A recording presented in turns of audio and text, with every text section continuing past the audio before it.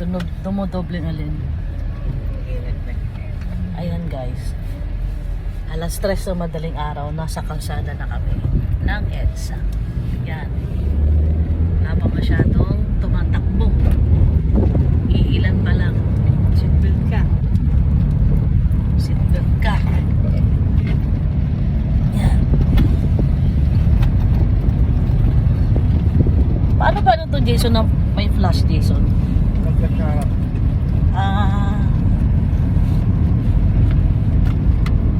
Yan. Sarap bumiyahe guys. Walang kalaban.